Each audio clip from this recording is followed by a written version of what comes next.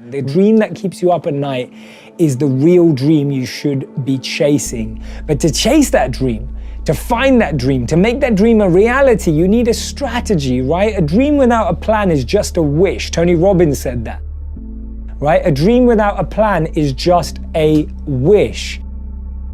How many of you have a crazy dream or a crazy goal? I want you to write out in the comment section, what is your crazy dream? What am I good at? What do I love? What does the world need?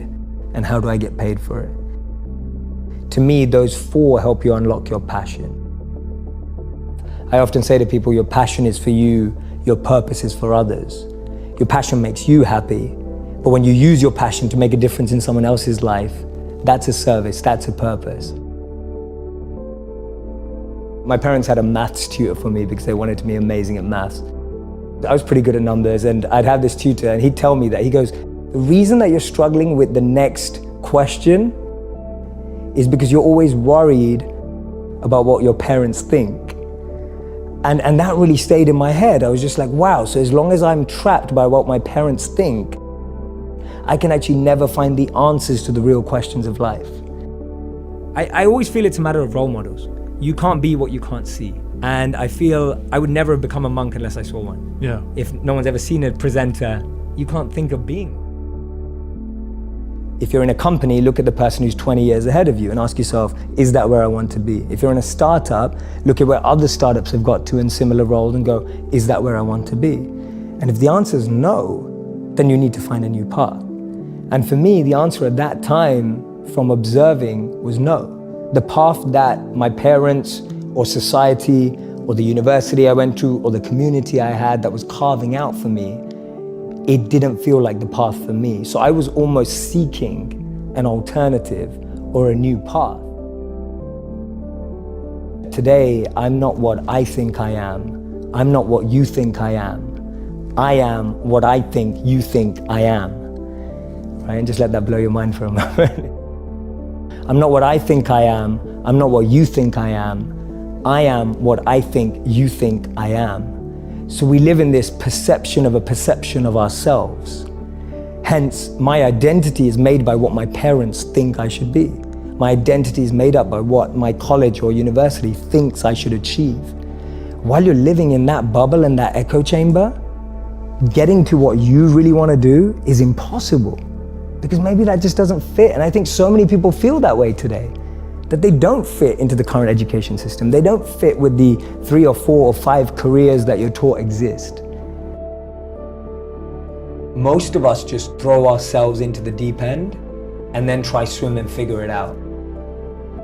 The problem is we all went to normal schools that try to put stuff in us rather than take stuff out of us. You know, you were told at school that you weren't very good and you weren't good at English, and now you have a New York Times bestseller, right? Yeah. And it's like no one noticed that potential inside you. No one noticed that, oh, Lewis was really creative. And you're not the only person. There's so many people who feel like that. So the modern schooling system didn't extrapolate your self-actualization, your element, and just try to put maths, English, science inside. So the point is that you're trying to get to such a strong foundation that when you interact in the world, you're going with a sense of strength, fuel, energy to make a difference. Rather than going into the world and then going, oh my God, where am I, trying to figure it out. People were so far removed from their own understanding of themselves that they were either lost living a life they didn't want to, lost living up to someone else's expectations, or lost becoming someone to impress someone else. The biggest challenge is that there's just so much noise. It's like, have you ever had someone in your home, maybe it's your wife or maybe it's a friend or whatever, just play a really bad song too often? And just think, oh, turn that off. And after a while, it's been on for so long that you become immune to it. Like it's just there and it's still on. It's there in the back of your mind and you didn't manage to turn it off.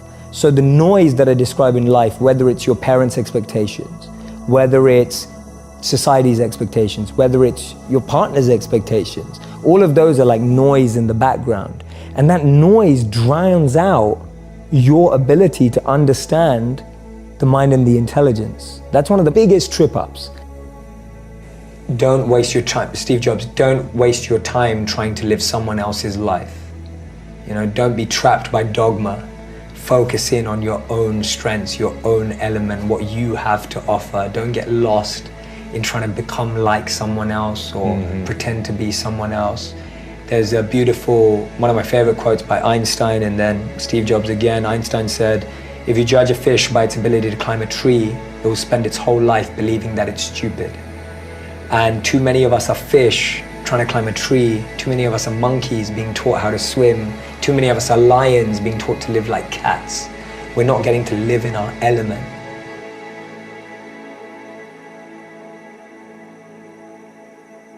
Priority is on the root of things, not the leaf or the symptoms.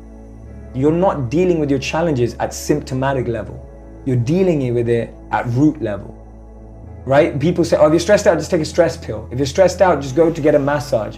If you're stressed out, just relax, watch Netflix and chill. But all that's doing is pacifying you, escape for that hour, 2 hours, maybe a week. But going to the root of it and learning how to change your breath means you can manage any situation in life. Always go to the root. It will take longer, but it will last longer. Always go to the root. Cut down the root of that weed in your heart. Cut down the root of that weed in your mind. Don't just let it grow and kind of water a little bit and snip, cut it a bit. Like just really go to the root and just knock it out. Get rid of it. Get a big axe and cut it down. The biggest weeds that we all get is on our intention. So when I say intention, I mean my current intention is to use everything I've been given, everything that I have in the service of others. But every day that intention, which is a beautiful little plant that's growing, gets weeds around it.